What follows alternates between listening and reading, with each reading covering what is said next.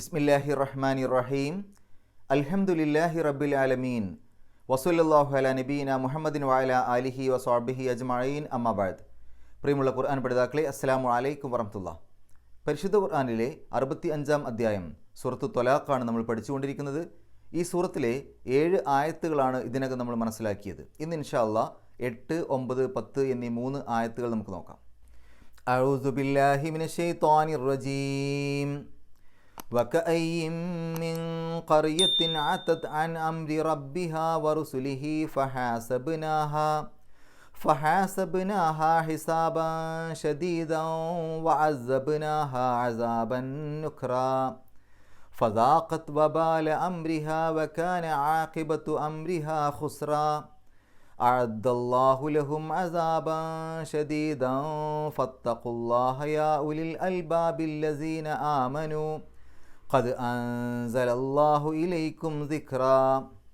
കഴിഞ്ഞ ദിവസം നമ്മൾ മനസ്സിലാക്കി, ഇദ്ദയിലിരിക്കുന്ന ഒരു സ്ത്രീക്ക് ആ ഭർത്താവ് നൽകേണ്ട സൗകര്യങ്ങളെക്കുറിച്ചും ചെലവിനെക്കുറിച്ചുമൊക്കെ. അള്ളാഹു ഒരാളോടും അവരുടെ കഴിവിനപ്പുറം ആവശ്യപ്പെടുന്നില്ല. ഓരോരുത്തരും അവരുടെ കഴിവിനനുസരിച്ച് ചെലവഴിക്കട്ടെ എന്നുള്ള കാര്യങ്ങളൊക്കെ നമ്മൾ മനസ്സിലാക്കി.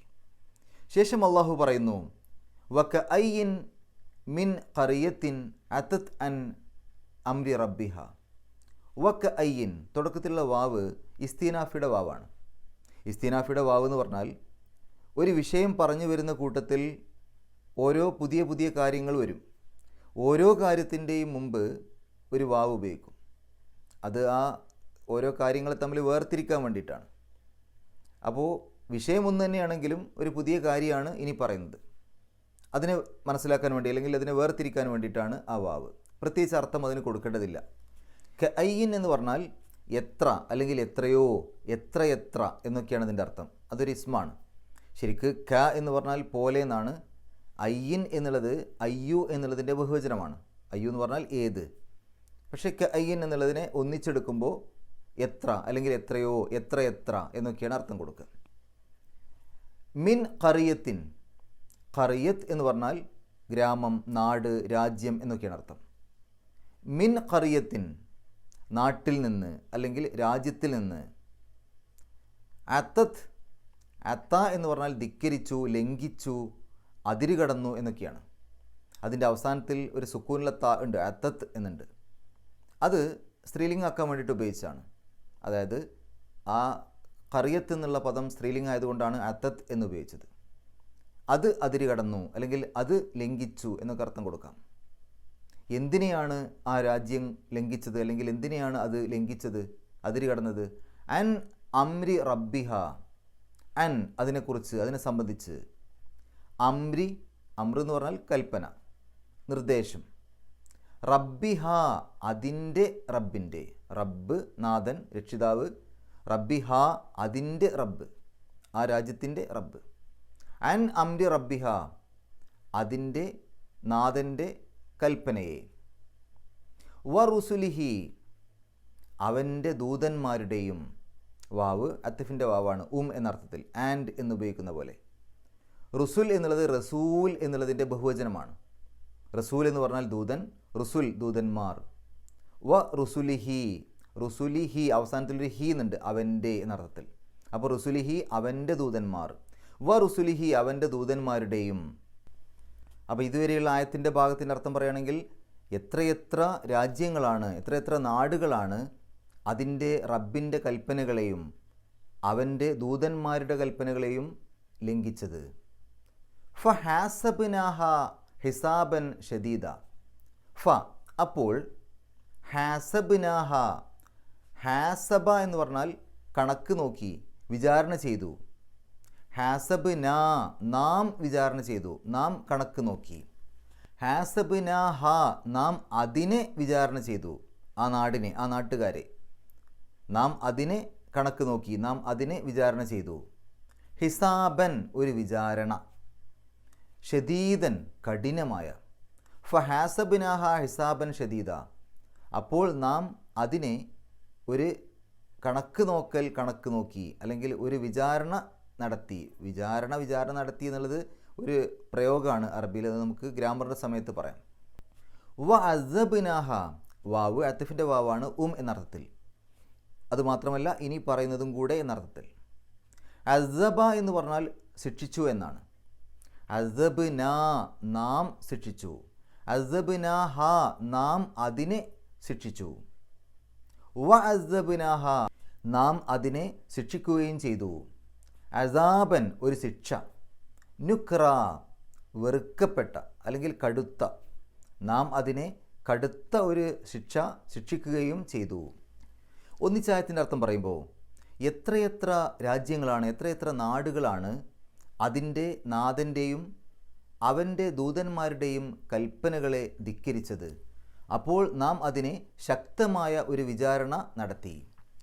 മാത്രമല്ല ഏറ്റവും കടുത്ത ഒരു ശിക്ഷ കൊണ്ട് അവരെ ശിക്ഷിക്കുകയും ചെയ്തു. ഫ ദാഖത്ത്, ഫ അപ്പോൾ ദാഖത്ത്, ദാഖ എന്ന് പറഞ്ഞാൽ രുചിച്ചു അല്ലെങ്കിൽ അനുഭവിച്ചു, ആസ്വദിച്ചു എന്നൊക്കെയാണ്. ഫ ദാഖത്ത് അപ്പോൾ അത് ആസ്വദിച്ചു. അവിടെ ദാഖ എന്നുള്ളതിൻ്റെ അവസാനത്തിലുള്ള ആ ഒരു സുക്കൂനിലത്ത സ്ത്രീലിംഗാക്കാൻ വേണ്ടിയിട്ടാണ്. ആ രാജ്യത്തെക്കുറിച്ചാണ് ഇവിടെയും പറയുന്നത്. ഫ ദാഖത്ത് അപ്പോൾ അത് ആസ്വദിച്ചു, അത് രുചിച്ചു. എന്തിനെ? വബാല, വബാൽ എന്ന് പറഞ്ഞാൽ ദുഷ്ഫലം അല്ലെങ്കിൽ ഭവിഷ്യത്ത്, നാശം എന്നൊക്കെയാണ്. അപ്പോൾ അതിൻ്റെ പരിണിതഫലം, അതിൻ്റെ ദുഷ്ഫലം, അതിൻ്റെ ഭവിഷ്യത്ത് അവർ അനുഭവിച്ചു. അംരിഹ അതിൻ്റെ കാര്യത്തിൻ്റെ, അമ്ര കാര്യം, ഹ അതിൻ്റെ, അമ്ര എന്നുള്ളതിന് കൽപ്പന എന്നുള്ള അർത്ഥമുണ്ട്, കാര്യം എന്നുള്ള അർത്ഥമുണ്ട്. അംരിഹ അതിൻ്റെ കാര്യത്തിൻ്റെ, വബാല അംരിഹ അതിൻ്റെ കാര്യത്തിൻ്റെ നാശം, അതിൻ്റെ കാര്യത്തിൻ്റെ ദുഷ്ഫലം എന്ന് പറഞ്ഞാൽ അവർ ചെയ്തതിൻ്റെ ദുഷ്ഫലം. വക്കാന ആഖിബത്തു അംരിഹ, വാവ് അത്തിഫിൻ്റെ വാവാണ്, എന്നർത്ഥത്തിൽ. കാന എന്ന് പറഞ്ഞാൽ ആയിരുന്നു, ആഖിബത്തു അംരിഹ, ആഖിബത്ത് എന്ന് പറഞ്ഞാൽ കലാശം, അതിൻ്റെ അവസാനം. ആഖിബത്തു അംരിഹ, അമ്ര കൽപ്പന അല്ലെങ്കിൽ കാര്യം, ഹ അതിൻ്റെ, അംരിഹ അതിൻ്റെ കാര്യം. അപ്പോൾ ആഖിബത്തു അംരിഹ അതിൻ്റെ കാര്യത്തിൻ്റെ കലാശം അല്ലെങ്കിൽ അവർ ആ ചെയ്തതിൻ്റെ അവസാനം അതായിരുന്നു ഹുസ്രൻ നഷ്ടം, അത് നഷ്ടമായിരുന്നു.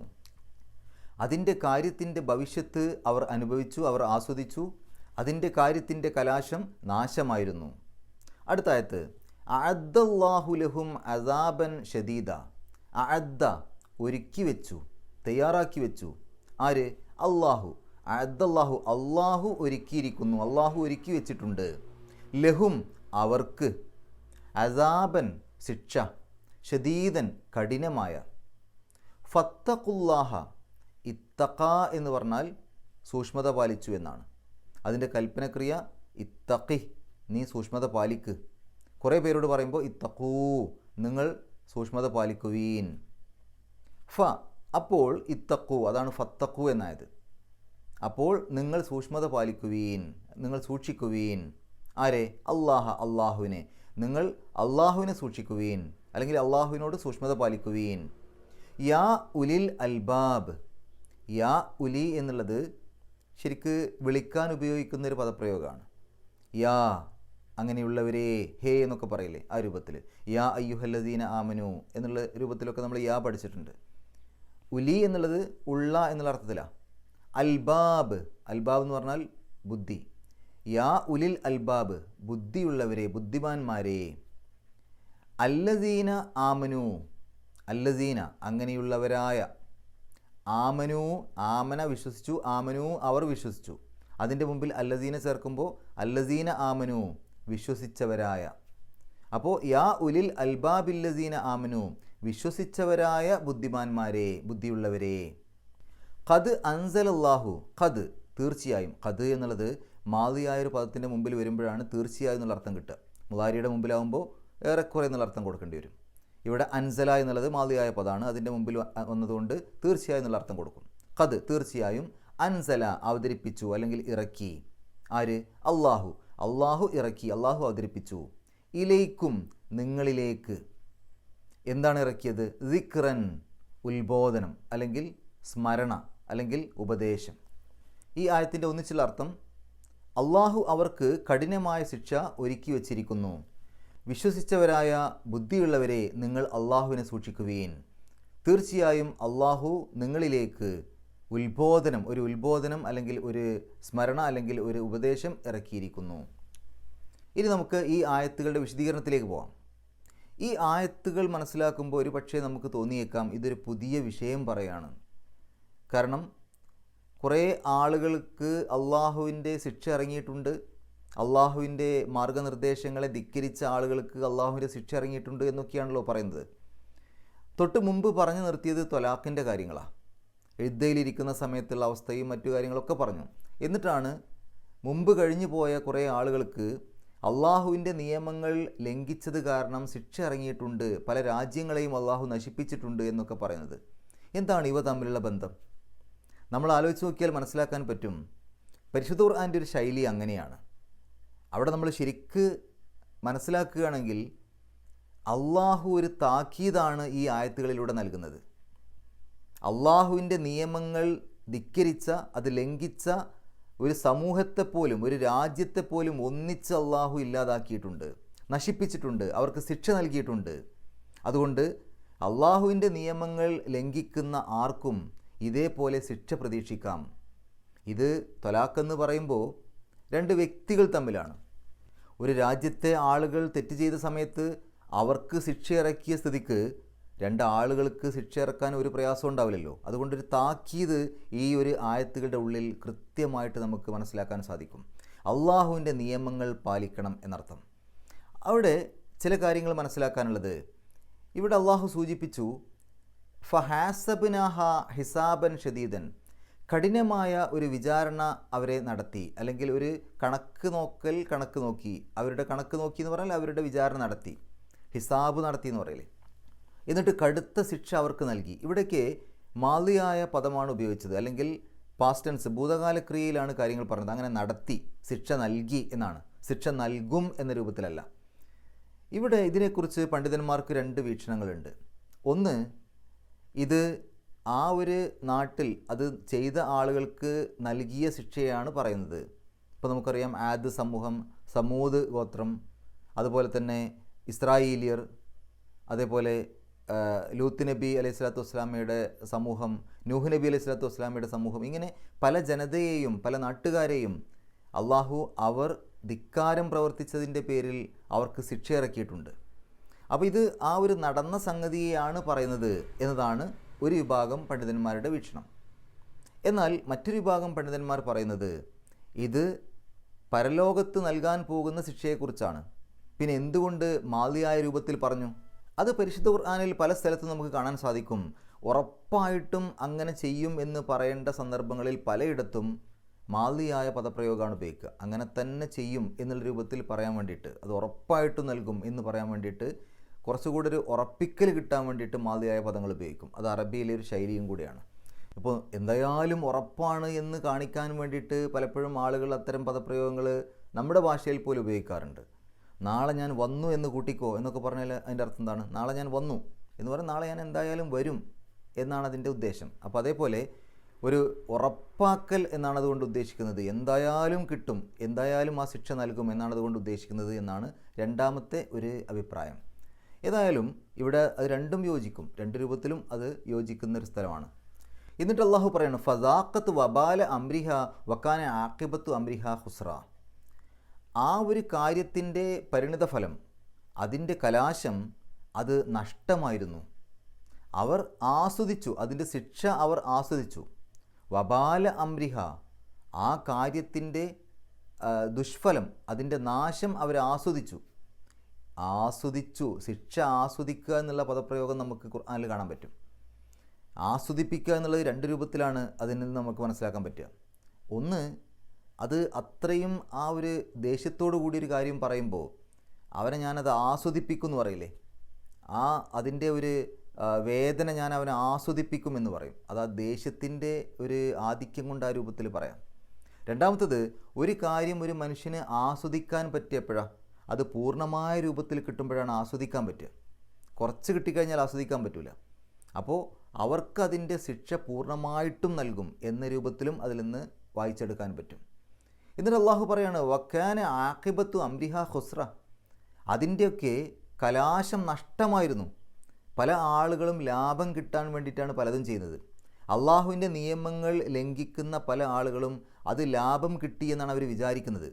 ഇപ്പോൾ ത്വലാഖ് ചെയ്ത ഒരാൾ, അയാളുടെ ഭാര്യ ഇദ്ദയിലിരിക്കുന്ന സമയത്ത് കാര്യമായിട്ടൊന്നും അവർക്ക് നൽകുന്നില്ല, സൗകര്യങ്ങൾ നൽകുന്നില്ല, അല്ലെങ്കിൽ ആ സമയത്തുള്ള മറ്റ് കാര്യങ്ങൾ നൽകുന്നില്ല, അങ്ങനെ അവരുടെ കഴിവനുസരിച്ച് അവർക്ക് വേണ്ടി ചെലവഴിക്കുന്നില്ലെങ്കിൽ അതൊക്കെ ഒരു ലാഭമായി എന്ന് അഥവാ ആരെങ്കിലും കരുതുകയാണെങ്കിൽ അത് ലാഭമല്ല, അത് വമ്പിച്ച നഷ്ടമാണ്. ആ നഷ്ടം എപ്പോഴാണ് മനസ്സിലാവുക? നാളെ പരലോകത്തെത്തുമ്പോഴാണ് മനസ്സിലാവുക. അതാണ് അടുത്ത ആയത്തിൽ അള്ളാഹു പറഞ്ഞത്, അവർക്ക് ഒരുക്കി വച്ചിരിക്കുന്നു, അദല്ലാഹു ലഹും, അവർക്ക് അള്ളാഹു ഒരുക്കി വച്ചിട്ടുണ്ട്, അസാബൻ ഷദീദ, കഠിനമായ ശിക്ഷ അവർക്ക് ഒരുക്കി വച്ചിട്ടുണ്ട്. അപ്പോഴാണ് അവർക്ക് ആ നഷ്ടം ശരിക്കും മനസ്സിലാവുക. അതുകൊണ്ട് സത്യവിശ്വാസികളെ അള്ളാഹു ഓർമ്മിപ്പിക്കുകയാണ്, ഫത്തഖുല്ലാഹ യാ ഉലിൽ അൽബാബ്, ബുദ്ധിമാന്മാരെ നിങ്ങൾ അള്ളാഹുവിനെ സൂക്ഷിക്കുവിൻ. എങ്ങനെയുള്ള ബുദ്ധിമാന്മാരാണ്? അല്ലസീന ആമനു, വിശ്വാസികളായ ബുദ്ധിമാന്മാരെ നിങ്ങൾ അള്ളാഹുവിനെ സൂക്ഷിക്കുവിൻ. നോക്കൂ, നിങ്ങൾ ആ ഒരു ബുദ്ധിമാന്മാർ എന്നുള്ളതിനെ വിശേഷിപ്പിക്കാൻ വേണ്ടിയിട്ട് അല്ലസീന ആമനു എന്ന് ഉപയോഗിച്ചു. വിശ്വാസികളായ ബുദ്ധിമാന്മാരെ, കാരണം വിശ്വാസികളാണ് യഥാർത്ഥത്തിൽ ബുദ്ധിമാന്മാർ. അല്ലാത്തവർ എത്ര ഈ ലോകത്തൊക്കെ ഏറ്റവും വലിയ ബുദ്ധിരാക്ഷസന്മാരാണെന്ന് പറഞ്ഞാലും, വലിയ വലിയ ശാസ്ത്രജ്ഞന്മാരാണ്, കണ്ടുപിടുത്തക്കാരാണെന്നൊക്കെ പറഞ്ഞാലും, യഥാർത്ഥത്തിൽ അള്ളാഹുവിനെ തിരിച്ചറിയാത്തിടത്തോളം കാലം, ഏകനായ അള്ളാഹുവിനെ മനസ്സിലാക്കാൻ സാധിക്കാത്തിടത്തോളം കാലം അവരൊന്നും ബുദ്ധിമാന്മാരല്ല. അള്ളാഹുവിനെ മനസ്സിലാക്കുകയും നാളെ പരലോകത്ത് വിജയം വരിക്കാൻ വേണ്ടി ആ ഒരു കാര്യം മനസ്സിലാക്കി ജീവിക്കുകയും ചെയ്യുന്നവർ മാത്രമാണ് ബുദ്ധിമാന്മാർ. അവരാണ് യഥാർത്ഥത്തിലുള്ള ബുദ്ധിമാന്മാർ. മറ്റുള്ളവരൊക്കെ നാളെ പരലോകത്തെത്തുമ്പോൾ വിലപിക്കുന്ന അവസ്ഥയുണ്ടാവുക. ഭൂമിയിൽ വെച്ച് ഞങ്ങൾ പല പല കാര്യങ്ങളും കണ്ടുപിടിച്ചു, ലോകം ഞങ്ങളെ ആദരിച്ചു, ഒരുപാട് ഞങ്ങൾക്ക് പേരും പ്രശസ്തിയൊക്കെ ഉണ്ടായി, പക്ഷേ യഥാർത്ഥത്തിലുള്ള സൃഷ്ടാവിനെ കണ്ടെത്താൻ ഞങ്ങൾക്ക് കഴിഞ്ഞില്ലല്ലോ എന്ന് വിലപിക്കുന്ന അവസ്ഥയുണ്ടാവുക. അതുകൊണ്ട് യഥാർത്ഥ ബുദ്ധിമാന്മാർ സത്യവിശ്വാസികളാണ്. അള്ളാഹു അങ്ങനെ തന്നെയാണ് പരിചയപ്പെടുന്നത്. യാ ഉലിൽ അൽബാബില്ലസീന ആമനു, സത്യവിശ്വാസികളായ ബുദ്ധിമാന്മാരെ നിങ്ങൾ അള്ളാഹുവിനെ സൂക്ഷിക്കുകയും എന്ന് പറഞ്ഞാൽ അള്ളാഹു എന്താണോ നിയമനിർദ്ദേശങ്ങൾ പറഞ്ഞത് അത് പാലിച്ചുകൊണ്ട് നിങ്ങൾ ജീവിക്കുകയും, അതാണ് അതിൻ്റെ അർത്ഥം. എന്നിട്ട് അള്ളാഹു പറയാം, ഖദ് അൻസൽ അള്ളാഹു ഇലൈക്കും ദിക്ര, നിങ്ങൾക്ക് അള്ളാഹു ഉത്ബോധനം ഇറക്കിയിട്ടുണ്ട്, നിങ്ങൾക്ക് അള്ളാഹു ഉപദേശം അവതരിപ്പിച്ചിട്ടുണ്ട്, നിങ്ങൾക്ക് അള്ളാഹു സ്മരണ ഇറക്കിയിട്ടുണ്ട് എന്ന് പറഞ്ഞാൽ പരിശുദ്ധ ഖുർആൻ, അള്ളാഹുവിൻ്റെ നിയമനിർദ്ദേശങ്ങൾ കൃത്യമായി ഇറക്കിയിട്ടുണ്ട്. എന്താണ് ചെയ്യേണ്ടത് എന്നുള്ള ഒരു സംശയത്തിൻ്റെ ഇട നൽകാതെ കൃത്യമായി കാര്യങ്ങൾ അള്ളാഹു തന്നെ പറഞ്ഞു തന്നിട്ടുണ്ട്. എങ്ങനെയാണ് ജീവിക്കേണ്ടത്, എങ്ങനെയാണ് അള്ളാഹുവിൻ്റെ മാർഗ്ഗനിർദ്ദേശങ്ങൾ പാലിക്കേണ്ടത്, എന്തൊക്കെയാണ് അള്ളാഹുവിൻ്റെ മാർഗ്ഗനിർദ്ദേശങ്ങൾ, ഈ കാര്യത്തിലൊന്നും നിങ്ങൾക്ക് യാതൊരു സംശയവുമില്ലാതിരിക്കാൻ വേണ്ടി ആ കാര്യങ്ങൾ കൃത്യമായി നിങ്ങൾക്ക് അള്ളാഹു പറഞ്ഞു തന്നിട്ടുണ്ട്, ആ ഉപദേശം നൽകിയിട്ടുണ്ട്, ആ സ്മരണ അല്ലെങ്കിൽ ആ ഉത്ബോധനം നിങ്ങൾക്ക് ഇറക്കി തന്നിട്ടുണ്ട്, പരിശുദ്ധ ഖുർആൻ നിങ്ങൾക്ക് നൽകിയിട്ടുണ്ട് എന്നാണ് അള്ളാഹു ആ ഒരു ഭാഗത്ത് സൂചിപ്പിക്കുന്നത്. ഇനി നമുക്ക് ഈ 3 ആയത്തുകളിൽ വന്ന പാരായണ നിയമങ്ങൾ നോക്കാം. വക്ക ഐയിൻ എന്നുള്ളതിൻ്റെ അവസാനത്തിൽ ഒരു സുക്കൂനുള്ള നൂനുണ്ട്, അതിനുശേഷം മീമാണ്. മീമിൻ്റെ മുമ്പ് സുക്കൂനുള്ള നൂന് വന്നാൽ ആ സുക്കൂനുള്ള നൂനിനെ മീമിലേക്ക് ലയിപ്പിക്കുക, മണിക്കുക, ഇദ്ഗാം ബിഗുന്ന. അപ്പോൾ വക്ക ഐയിൻ, ആ മീമിന് ശബ്ദ് കൊടുക്കുന്ന പോലെ ഉച്ചരിച്ചാൽ മതി, മണിച്ചിട്ട് ഉച്ചരിക്കുക. മിൻ ഖറിയത്തിൻ എന്നുള്ളിടത്ത് ഖാഫിൻ്റെ മുമ്പ് സുക്കൂനുള്ള നൂന്, അവിടെ ഇഖ്ഫാ ചെയ്യണം, മറച്ചു വെച്ചുകൊണ്ട് മണിക്കണം, അവ്യക്തമാക്കി മണിക്കണം. അപ്പോൾ മിൻ ഖറിയത്തിൻ, ഖറിയത്തിൻ എന്നുള്ളതിൻ്റെ അവസാനത്തിൽ തൻവീന്, ശേഷം ഐനാണ്. ഐനിൻ്റെ മുമ്പ് തൻവീന് വന്നാൽ അവിടെ ഇൽഹാറാണ് നിയമം, അവിടെ നൂനിൻ്റെ ശബ്ദം വെളിവാക്കണം. ഖറിയത്തിൻ, ആ തൻവീനിൻ്റെ ഉള്ളിലൊരു നൂനിൻ്റെ ശബ്ദം ഉണ്ടല്ലോ, അതിനെ പുറത്തേക്ക് കേൾക്കുന്ന രൂപത്തിൽ പറയണം, അതാണ് ഇൽഹാർ.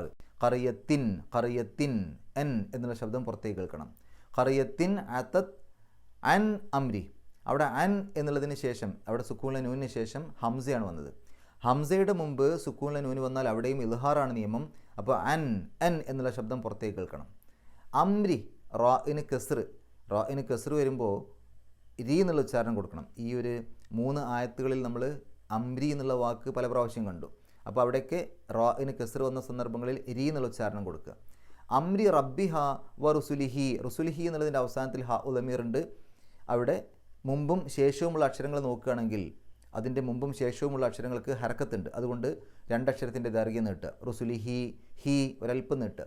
അതിനെ സൂചിപ്പിക്കാനാണ് അവിടെ ഒരു യാഇൻ്റെ കഷ്ണം കൊടുത്തിട്ടുള്ളത്. ഫഹാസബ്നാഹ ബ് ബാഇന് സുക്കൂന് വന്നു. ബാഇന് സുക്കൂന് വന്നാൽ അത് കൽക്കലത്തിൻ്റെ അക്ഷരമാണ്, എടുത്ത് പറയണം. ബ് എന്നുള്ള ശബ്ദം പുറത്തേക്ക് കേൾക്കണം. ഹാസബ് നാഹ. ഹിസാബൻ എന്നുള്ളതിൻ്റെ അവസാനത്തിൽ തൻവീന്, ശേഷം ഷീനാണ്. ഷീനിൻ്റെ മുമ്പ് തൻവീന് വന്നാൽ ഇഖ്ഫ ആണ് നിയമം, മറച്ചു വെച്ചുകൊണ്ട് മണിക്കുക അല്ലെങ്കിൽ അവ്യക്തമാക്കി മണിക്കുക. അപ്പോൾ ഹിസാബൻ ഷദീദ. ഷദീദൻ എന്നുള്ളതിൻ്റെ അവസാനത്തിൽ തൻവീനാണ്, ശേഷം വാവാണ്. വാവിൻ്റെ മുമ്പ് തൻവീന് വന്നാൽ ആ തൻവീനിനെ വാവിലേക്ക് ലയിപ്പിക്കുക, മണിക്കുക. ഇദ്ഗാം ബിഗുന്ന. അപ്പോൾ ഷദീദവ വ അസബ്ന ബ്, അവിടെയും കൽക്കലത്തിൻ്റെ അക്ഷരം വന്നു, ബാഇന് സുക്കൂന്, അതിനെടുത്ത് പറയണം, വെളിവാക്കി പറയണം. വ അസബ്നാഹ അസാബൻ.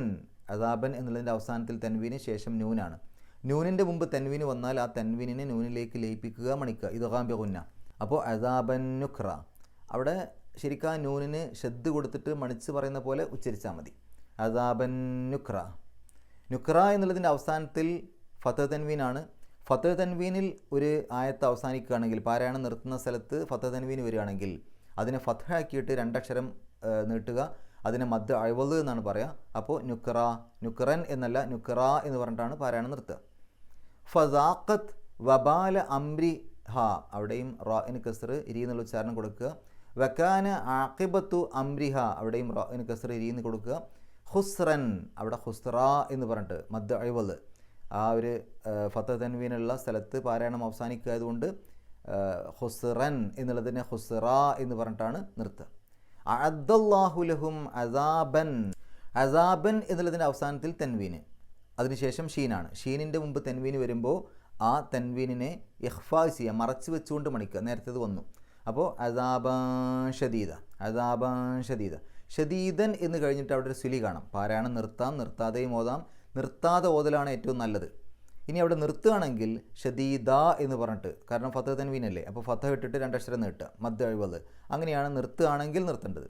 നിർത്താതെ ഓതലാണ് നല്ലത്. അങ്ങനെ നിർത്താതെ ഓതുന്ന സമയത്ത് ഷദീദ ഫ, കാരണം ആ ഷദീദൻ എന്ന തൻവീന് ശേഷം പിന്നെ ഫ ആണ്. ഫാഇൻ്റെ മുമ്പ് തൻവീന് വരുമ്പോൾ ഇഖ്ഫ ആണ് നിയമം, മറച്ചു വെച്ചുകൊണ്ട് മണിക്കുക അല്ലെങ്കിൽ അവ്യക്തമാക്കി മണിക്കുക. അപ്പോൾ ഷദീദ ഫ. ഫത്തഖുല്ലാഹ യാ ഉലി, അവിടെ യാ ഉലി, അത് യാ എന്നുള്ളൊരു പദം, ഉലി എന്നുള്ളത് മറ്റൊരു പദം. ചേർത്ത് എഴുതിയിട്ടുണ്ടെങ്കിലും രണ്ടും രണ്ട് പദങ്ങളാണ്. അതുകൊണ്ട് മദ്ദും ഹംസയും അടുത്തടുത്ത് വന്നു, വ്യത്യസ്ത പദങ്ങളിലാണ്, ഒരേ പദത്തിലല്ല. അതുകൊണ്ട് 4-5 അക്ഷരങ്ങളുടെ ദൈർഘ്യം നീട്ടാൻ അനുവാദമുണ്ട്, നിർബന്ധമല്ല. മദ് മുൻഫസിൽ എന്ന് പറയും. അപ്പോൾ യാ ഉലിൽ അൽബാബി, യാ ഉലിൽ അൽബാബിൽ ലസീന ആമനു. ആമനു എന്ന് കഴിഞ്ഞിട്ട് അവിടെ ഒരു ജീമ് കാണാം. അവിടെ പാരായണം നിർത്താം, നിർത്താതെയും ഓതാം, രണ്ടിനും ഒരേ പ്രാധാന്യം. നിർത്തുകയാണെങ്കിലും നിർത്താതെ ഓതുകയാണെങ്കിലും ആമനു എന്ന് തന്നെയാണ് പറയാം. ഖദ്, അവിടെ ദാലിന് സുക്കൂന്, കൽക്കലത്തിൻ്റെ അക്ഷരമാണ്, എടുത്ത് പറയണം. ഖദ്, ഇത് എന്നുള്ള ആ ഒരു ശബ്ദം പുറത്തേക്ക് കേൾക്കണം. അൻസല, സായിൻ്റെ മുമ്പ് സുക്കൂനിലെ നൂന് വന്നു, അതിനെ ഇഖ്ഫാ ചെയ്യുക, മറച്ചു വെച്ചുകൊണ്ട് മണിക്കുക.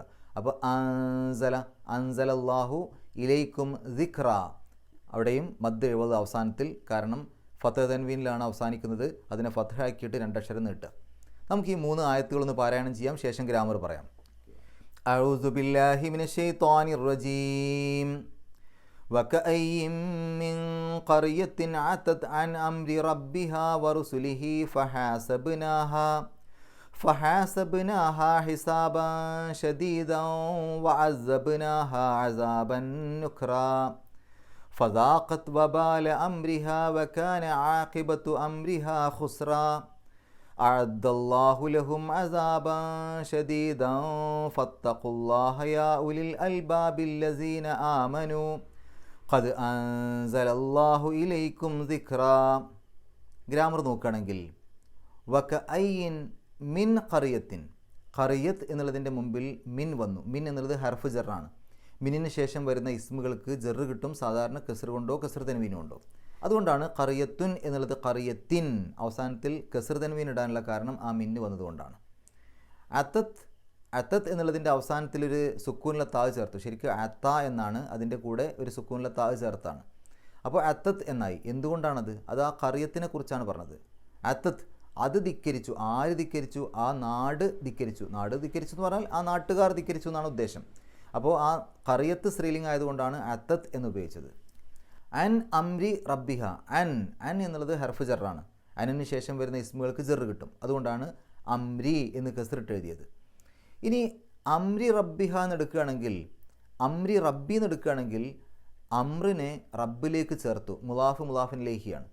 അതുകൊണ്ട് അമ്ര മുലാഫാണ്, റബ്ബ് എന്നുള്ളത് മുലാഫിൻ ഇലൈഹിയാണ്. മുലാഫിൻ ഇലൈഹിക്ക് എപ്പോഴും ഇറാബ് ജറായിരിക്കും. അതുകൊണ്ടാണ് റബ്ബി എന്നെഴുതിയത്. അവിടെ അൻ വന്നിട്ടില്ലായിരുന്നുവെങ്കിൽ അമ്രു റബ്ബി എന്നാണ് വരിക. അൻ വന്നതുകൊണ്ടാണ് അംരി റബ്ബി എന്നായത്. അപ്പോൾ അമ്ര എന്നുള്ളത് മുലാഫാണ്, അതിൻ്റെ ഇറാബ് അത് എവിടെ ഇരിക്കുന്നു എന്നുള്ളതിനനുസരിച്ച് മാറിക്കൊണ്ടിരിക്കും. എന്നാൽ റബ്ബ് എന്നുള്ളതിൻ്റെ ഇറാബ് മാറൂല, അത് മുലാഫിൻ ഇലൈഹി ആയതുകൊണ്ട് എപ്പോഴും ഇറാബ് കസ്ർ തന്നെ ആയിരിക്കും. കസ്ർ എന്ന് പറഞ്ഞുകൂടാ, ജെറ് തന്നെ ആയിരിക്കും. സാധാരണഗതിയിൽ കസ്ർ കൊണ്ടാണ് സൂചിപ്പിക്കുക. അപ്പോൾ അമ്രു റബ്ബി അല്ലെങ്കിൽ അംരി റബ്ബി എന്നൊക്കെ പറയുമ്പോൾ റബ്ബ് എന്നുള്ളത് മുലാഫിൻ ഇലൈഹിയാണ്. ഇനി ആ റബ്ബിനെ ഹ എന്നുള്ളതിലേക്ക് ചേർത്തു. അപ്പോൾ റബ്ബ് എന്നുള്ളത് മുലാഫായി, ഹ എന്നുള്ളത് മുലാഫിൻ ഇലൈഹിയായി. അപ്പോൾ അവിടെ ശരിക്ക് റബ്ബ് എന്നുള്ളത് അമ്രു റബ്ബി എന്ന് എടുത്തു കഴിഞ്ഞാൽ, അല്ലെങ്കിൽ അംരി റബ്ബി എന്ന് എടുത്തു കഴിഞ്ഞാൽ റബ്ബ് മുലാഫിൻ ഇലൈഹിയാണ്. റബ്ബി ഹ എന്നെടുത്തു കഴിഞ്ഞാൽ റബ്ബ് മുലാഫുമാണ്. അപ്പോൾ ഒരേ സമയം റബ്ബ് മുലാഫിൻ ഇലൈഹിയാണ്, മുലാഫുമാണ്. അതുകൊണ്ട് അതിനെ മുലാഫു വസ്ത് എന്ന് പറയും. വ റുസുലിഹി, അവിടെ ആ റുസുല് എന്നുള്ളത് ഒന്നുകിൽ അതിനെ ആ റബ്ബിലേക്ക് മഅ്തൂഫ് എന്ന് പറയാം, റബ്ബിലേക്ക് ചേർത്തു, അതായത് റബ്ബിൻ്റെ കൽപ്പനകളെയും അവൻ്റെ ദൂതന്മാരുടെ കൽപ്പനകളെയും ധിക്കരിച്ചു, ആ രൂപത്തിൽ പറയാം. അല്ലെങ്കിൽ അമ്രിലേക്ക് മഅ്തൂഫ് എന്ന് പറയാം, അതായത് അതിൻ്റെ റബ്ബിൻ്റെ കൽപ്പനകളെ ധിക്കരിച്ചു, അവൻ്റെ ദൂതന്മാരെയും ധിക്കരിച്ചു. അപ്പോൾ ആ രൂപത്തിൽ അമ്രിലേക്ക് കൽപ്പനകളെയും ദൂതന്മാരെയും ധിക്കരിച്ചു എന്ന രൂപത്തിൽ അങ്ങനെയും മഅ്തൂഫാക്കിയിട്ട് പറയാം. ഏതായാലും ഈ റുസുല് എന്നുള്ളത് മഅ്തൂഫ് ആയതുകൊണ്ടാണ് അതിന് കസ്ർ കിട്ടിയത്. കാരണം ഏതിലേക്കാണോ മഅ്തൂഫ് അതിൻ്റെ ഇറാബ് ഇതിന് കിട്ടും. ഇപ്പോൾ അമ്ര എന്നാണെങ്കിൽ അംരി എന്നാണ്, അതുകൊണ്ട് തന്നെ ഇതിന് റുസുലി എന്ന് എഴുതണം. അല്ലെങ്കിൽ റബ്ബ് എന്നാണെങ്കിൽ അവിടെ റബ്ബി എന്നാണ്, അപ്പോൾ ഇവിടെ റുസുലി എന്ന് എഴുതണം. അപ്പോൾ ആ ഏതിലേക്കാണോ ചേർത്തത് അതിൻ്റെ ഇറാബ് ഇതിന് കിട്ടും. ഫഹാസബ്നാഹ ഹിസാബൻ, അവിടെ ഹിസാബൻ എന്നുള്ളത് മഫ്ഊൽ മുത്തലഖ് എന്നാണ് പറയാം. മഫ്ഊൽ മുത്തലഖ് എന്ന് പറഞ്ഞാൽ എണ്ണത്തെ സൂചിപ്പിക്കാനോ അല്ലെങ്കിൽ അതിൻ്റെ ഗൗരവത്തെ സൂചിപ്പിക്കാനോ ഒക്കെ വേണ്ടിയിട്ട് ആ ക്രിയയിൽ നിന്ന് തന്നെ ഒരു ഇസ്മ പുതിയതായിട്ട് പറയും. ഇപ്പോൾ നമ്മൾ പറയാറില്ലേ, അവനെ ഒരു അടി അടിച്ചു. ശരിക്കും അവിടെ അവനെ അടിച്ചു എന്ന് പറഞ്ഞാൽ പോലെ, എന്തിനാണ് അവനെ ഒരു അടി അടിച്ചു എന്ന് പറഞ്ഞത്? അത് ആ ഒന്നുകിൽ എണ്ണം സൂചിപ്പിക്കാനായിരിക്കും, ഒരടിയാണ് അടിച്ചത്. അല്ലെങ്കിൽ ആ ഗൗരവം അത്രയും കാഠിന്യം, ഒരടി അടിച്ചു പറഞ്ഞാൽ നല്ല ശക്തമായിട്ട് അടിച്ചു എന്ന് കാണിക്കാൻ വേണ്ടിയിട്ട്, അങ്ങനെ പല രൂപത്തിലും അതിനർത്ഥം കൊടുക്കും. അപ്പോൾ ഇവിടെ മഫ്ഊൽ മുത്തലഖ് വന്നത് ഹിസാബൻ എന്നാണ്. അത് ഹാസബ്നാഹ എന്നുള്ള ആ പദത്തിൽ നിന്ന് തന്നെയല്ലേ, അത് തന്നെയാണല്ലോ ക്രിയ, അതിൽ നിന്നാണ് ഹിസാബ് ഉണ്ടായത്. അപ്പോൾ ആ അതേ പദത്തിൽ നിന്ന് എടുത്തിട്ട് ഒരു വിചാരണ നടത്തി എന്നുള്ളത് പറയുമ്പോൾ അത് അതിൻ്റെ ആ ഗൗരവം സൂചിപ്പിക്കാൻ വേണ്ടിയിട്ടാണ് ഇവിടെ വന്നിട്ടുള്ളത്. ഷദീദൻ, കഠിനമായ, അത് ഹിസാബിനെ വിശേഷിപ്പിക്കുന്ന പദമാണ്, സിഫത്താണ്. അതുകൊണ്ട് ഹിസാബ് എങ്ങനെയാണോ എഴുതിയത് അതുപോലെ തന്നെയാണ് ഷദീദും എഴുതുക. ഹിസാബൻ, ഷദീദൻ രണ്ടും ഒരേ ഇറാബിലും ഒരേ രൂപത്തിലുമാണ് ഉണ്ടാവുക. അതേപോലെ നമുക്ക് കാണാൻ പറ്റും വ അസബ്നാഹ അസാബൻ, അസബ്നാഹ നാം അതിനെ ശിക്ഷിച്ചു, അസാബൻ ഒരു ശിക്ഷ. അവിടെ കണ്ടില്ലേ, അവിടെയും മഫ്ഊൽ മുത്തലഖാണ്. കാരണം അവരെ ഒരു ശിക്ഷ ശിക്ഷിച്ചു എന്ന് പറയേണ്ട ആവശ്യമില്ല, അവരെ ശിക്ഷിച്ചു എന്ന് പറഞ്ഞാൽ പോരെ. പക്ഷെ അതിൻ്റെ ആ ഒരു കാഠിന്യം കാണിക്കാൻ വേണ്ടിയിട്ട് അവരെ ഒരു ശിക്ഷ ശിക്ഷിച്ചു, അല്ലെങ്കിൽ അവരെ ശക്തമായി ശിക്ഷ നൽകി എന്നാണ് അതിൻ്റെ ഉദ്ദേശം. നുക്രൻ, അത് സിഫത്താണ്. അസാബൻ നുക്രൻ, ഒന്ന് മറ്റൊന്നിനെ വിശേഷിപ്പിക്കുമ്പോൾ രണ്ടിനും ഒരേ രൂപഘടനയാണ് കിട്ടുക. അതുകൊണ്ട് അസാബൻ നുക്രൻ രണ്ടും ഒരേ രൂപത്തിൽ വന്നിട്ടുണ്ടാവും. ഫസാഖത്ത് വബാല അംരിഹ, ഫസാഖത്ത് അത് ആസ്വദിച്ചു. അവിടെ ദാഖ എന്നുള്ളതിൻ്റെ അവസാനത്തിൽ ഒരു സുക്കൂനിലെ താഴ് ചേർത്തു, സ്ത്രീലിംഗാക്കാൻ വേണ്ടിയിട്ടാണ്.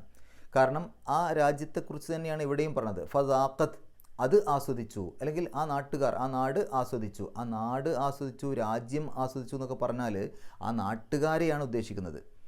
ആ നാട് നശിച്ചു എന്ന് പറഞ്ഞാൽ ആ നാട്ടിലെ ആളുകൾ നശിച്ചു എന്നാണല്ലോ ഉദ്ദേശിക്കുന്നത്. അപ്പോൾ ആ നാട് ആസ്വദിച്ചു, അല്ലെങ്കിൽ ആ നാട് രുചിച്ചു എന്നൊക്കെ പറയുമ്പോൾ ആ നാട്ടിലെ ആളുകൾ നശിച്ചു, അവർക്ക് അള്ളാഹു ശിക്ഷ നൽകിയ കാര്യമാണ് പറഞ്ഞത്. വബാല, വബാല എന്നുള്ളത് മഫ്ഊലും ബിഹിയാണ്, ഒബ്ജക്റ്റാണ്, കർമ്മാണ്. എന്ന് പറഞ്ഞാൽ ഫസാഖത്ത് അത് ആസ്വദിച്ചു. എന്താണ് ആസ്വദിച്ചത്? അതിൻ്റെ മറുപടി കിട്ടുന്നതാണല്ലോ മഫ്ഊലും ബിഹി ആയിട്ട് വരിക, ഒബ്ജക്റ്റായിട്ട് അല്ലെങ്കിൽ കർമ്മമായിട്ട് വരിക. അപ്പോൾ എന്താണ് ആസ്വദിച്ചത്? വബാല, ഭവിഷ്യത്ത്, അല്ലെങ്കിൽ ദുഷ്ഫലം, അല്ലെങ്കിൽ നാശം, അതാണ് ആസ്വദിച്ചത്.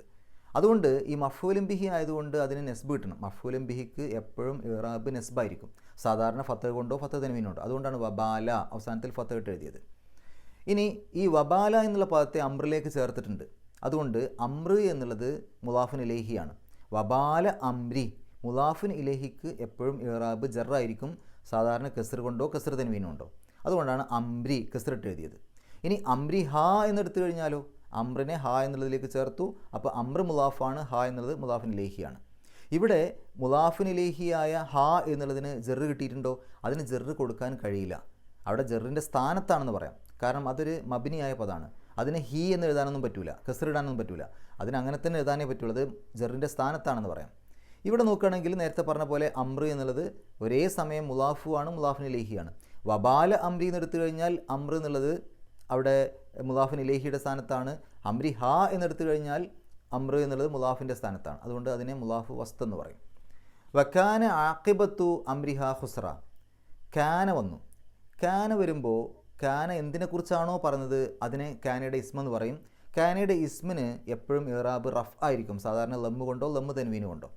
ഇനി അതിൻ്റെ ഒരു വിവരണമായിക്കൊണ്ട് വരുന്ന പദം ഉണ്ടെങ്കിൽ അത് ആ കാനയുടെ ഖബർ എന്ന് പറയും. അതിനെപ്പോഴും ഇറാബ് നെസ്ബായിരിക്കും, സാധാരണ ഫത്ത് കൊണ്ടോ ഫത്ത് തൻവീനുണ്ടോ. അപ്പോൾ ഇവിടെ നോക്കുകയാണെങ്കിൽ കാന ആഖിബത്തു ഖുസ്റ, അവിടെ ആ അമ്രിഹ എന്നൊന്ന് മാറ്റി നിർത്തി കഴിഞ്ഞാൽ കാന ആഖിബത്തു പരിണിത ഫലം ആയിരുന്നു. അപ്പോൾ ആഖിബത്ത് എന്താണ്? കാനയുടെ ഇസ്മാണ്. ഇനി എന്താണ് അതായത് അതിൻ്റെ ഒരു വിവരണം എന്താണ്? ഖുസ്റ, നഷ്ടം, അതാണ് അതിൻ്റെ വിവരണം. അപ്പോൾ ആഖിബത്ത് എന്നുള്ളത് ഇസ്മായതുകൊണ്ട് അതിന് റഫ് കിട്ടി, അതുകൊണ്ടാണ് ലമ്മ് കൊടുത്തത്. ഖുസ്റൻ എന്നുള്ളത് കാനയുടെ ഖബർ ആയതുകൊണ്ട് അതിന് നെസ്ബ് കിട്ടി, അതാണ് ഖുസ്റൻ ഫത്ത് തൻവീനിട്ട് എഴുതാനുള്ള കാരണം. അതിനിടയിൽ ഒരു അമ്രിഹ എന്ന് വന്നിട്ടുണ്ട്. ഇനി ആഖിബത്തു അമ്രിഹ എന്ന് ഒന്നിച്ചെടുത്തു കഴിഞ്ഞാൽ ആഖിബത്ത് എന്നുള്ളതിനെ അമ്രിലേക്ക് ചേർത്തു. അപ്പോൾ ആഖിബത്ത് എന്നുള്ളത് മുലാഫാണ്, അമ്ര എന്നുള്ളത് മുലാഫിൻ ഇലൈഹിയാണ്. മുലാഫിൻ ഇലൈഹി ആയതുകൊണ്ടാണ് അമ്രി കസ്റിട്ട് എഴുതിയത്, അല്ലെങ്കിൽ ജെറ് കൊടുത്തത്. അമ്രി ഹ എന്നെടുക്കുമ്പോൾ അമ്ര മുലാഫായി, ഹ എന്നുള്ളത് മുലാഫിൻ ഇലൈഹിയായി. മുലാഫിൻ ഇലൈഹിക്ക് എപ്പോഴും ഇറാബ് ജറാണെങ്കിലും ഹ എന്ന പദം പോലെയുള്ള മബിനിയായ പദങ്ങൾ വന്നാൽ അതിന് നമുക്ക് മാറ്റമൊന്നും വരുത്താൻ പറ്റില്ല, അത് ജറിൻ്റെ സ്ഥാനത്താണ് എന്ന് പറയാനേ പറ്റുള്ളൂ.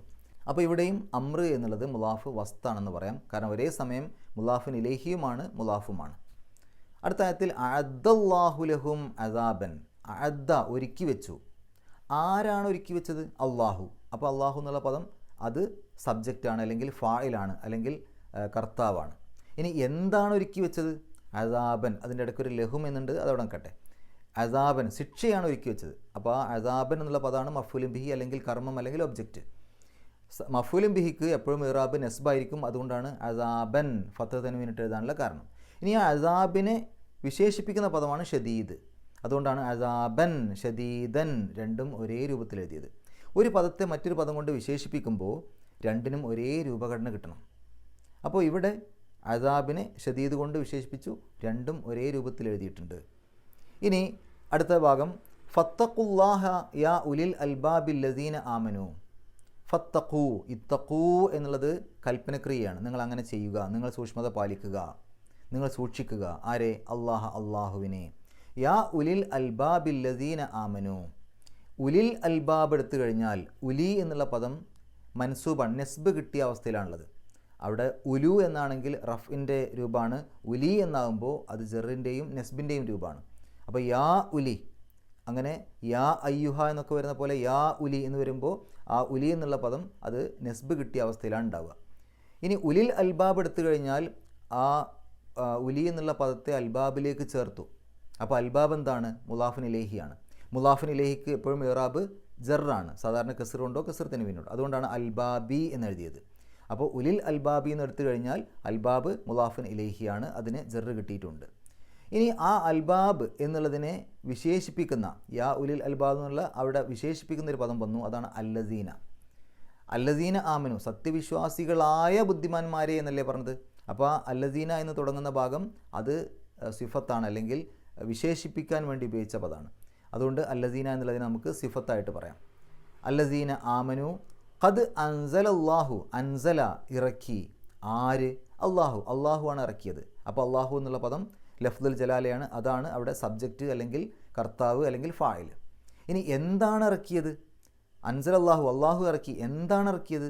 ദിക്റൻ, അത് അവസാനത്തിലാണുള്ളത്, അതാണ് ഒബ്ജക്റ്റ്, അല്ലെങ്കിൽ മഫ്ഊലുൻ ബിഹി, അല്ലെങ്കിൽ കർമ്മം. അതിൻ്റെ ഇടയ്ക്കൊരു ഇലൈക്കും എന്ന് വന്നിട്ടുണ്ടെങ്കിലും അത് ദിക്റൻ എന്നുള്ളതാണ് അതിന് ഒബ്ജക്റ്റ്. കാരണം നമ്മൾ നോക്കിയാൽ മതി. അപ്പോൾ അൻസല ഇറക്കി, ആരാണ് ഇറക്കിയത്? അതിൻ്റെ ഉത്തരം കിട്ടുന്നതാണ് ഫായിൽ, അല്ലെങ്കിൽ സബ്ജക്റ്റ്, അല്ലെങ്കിൽ കർത്താവ്. ഇനി എന്താണ് ഇറക്കിയത്? അതിൻ്റെ ഉത്തരം കിട്ടുന്നതാണ് മഫ്ഊലുൻ ബിഹി, അല്ലെങ്കിൽ ഒബ്ജക്റ്റ്, അല്ലെങ്കിൽ കർമ്മം. ഫായിലിന് എപ്പോഴും ഇറാബ് റഫ് ആയിരിക്കും, അതുകൊണ്ടാണ് അള്ളാഹു അൻസലല്ലാഹു അവിടെ ലമ്മിട്ട് എഴുതിയത്. റഫ് ആണത്, ലമ്മ് എന്നുള്ളത് റഫിൻ്റെ രൂപമാണ്. അതേപോലെ മഫൂലും ബിഹിക്ക് എപ്പോഴും ഇറാബ് നെസ്ബായിരിക്കും. അതുകൊണ്ടാണ് ദിക്റൻ ഫത്തഹ് തൻവീനിട്ട് എഴുതിയത്. ഈ ഫത്തഹും ഫത്തഹ് തൻവീനും ഒക്കെ നെസ്ബിൻ്റെ രൂപങ്ങളാണ്. അതുകൊണ്ടാണ് ദിക്റൻ എന്ന് അവിടെ ആ രൂപത്തിൽ എഴുതിയത്. ഇത്രയും കാര്യങ്ങളാണ് ഈ 3 ആയത്തുകളിലൂടെ നമ്മൾ മനസ്സിലാക്കേണ്ടത്. അള്ളാഹു പരിശുദ്ധ ഖുർആൻ ഏറ്റവും നല്ല രൂപത്തിൽ പഠിക്കുവാനും അത് ജീവിതത്തിൽ പകർത്തുവാനും കഴിവിൻ്റെ പരമാവധി മറ്റുള്ള ആളുകൾക്ക് എത്തിച്ചു കൊടുക്കുവാനുമുള്ള സന്മനസ്സും തൗഫീക്കും സൗഭാഗ്യവും നമുക്ക് ഏവർക്കും പ്രദാനം ചെയ്യുമാറാകട്ടെ. വാഹൃദവാൻ അൽഹംദുലില്ലാഹി റബ്ബിൽ ആലമീൻ. അസ്സലാമു അലൈക്കും വറഹ്മത്തുള്ളാഹി.